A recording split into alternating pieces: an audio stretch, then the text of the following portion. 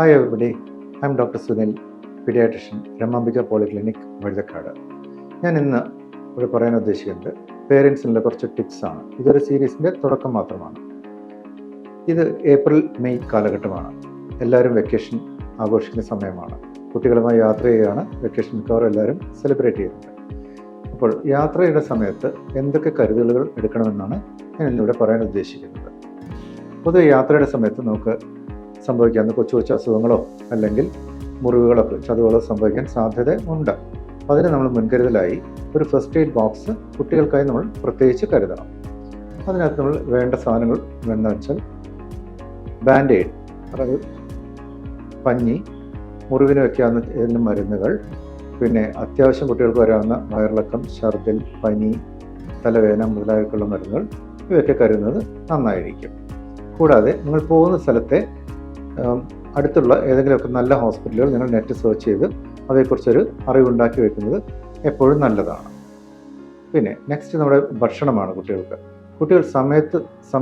കൃത്യസമയത്ത് ഭക്ഷണം കഴിച്ച് ശീലിച്ചവരാണ്. അതുകൊണ്ട് അവരുടെ ഭക്ഷണം കൃത്യസമയത്ത് കിട്ടുമെന്ന് ഉറപ്പുവരുത്തണം. കാരണം അവർ സാധാരണ കഴിക്കുന്ന തരത്തിലുള്ള ഭക്ഷണം കിട്ടുന്നുണ്ടെന്നുള്ളത് നമുക്ക് ഉറപ്പുവരുത്തിയേ പറ്റുള്ളൂ. കാരണം ഭക്ഷണത്തിലുള്ള മാറ്റം അവരുടെ വയറിനെ അപ്സെറ്റ് ആക്കും, അത് പ്രശ്നം ഉണ്ടാക്കുകയും ചെയ്യും. അതുകൊണ്ട് അവർ സാധാരണ കഴിക്കുന്ന രീതിയിലുള്ള ഭക്ഷണം നിങ്ങൾ പോകുന്ന സ്ഥലത്തും കിട്ടുന്നുവെന്ന് ഉറപ്പുവരുത്തുക, അല്ലെങ്കിൽ അതിന് ആ തരത്തിൽപ്പെട്ട ഭക്ഷണം തന്നെ കിട്ടുമെന്ന് ഉറപ്പുവരുത്തുക. അതുപോലെ ലോങ് ജേണിയൊക്കെ ആണെങ്കിൽ അവർ പൊതിഞ്ഞ് കൊണ്ടുപോകുന്ന പാക്ക് ചെയ്ത് കൊണ്ടുപോകുന്ന ഫുഡാണെങ്കിൽ കൊണ്ടുപോകാൻ പറ്റുമെങ്കിൽ അത് കൊണ്ടുപോകുന്നത് നന്നായിരിക്കും. നെക്സ്റ്റ് വെള്ളത്തിൻ്റെ കാര്യമാണ്.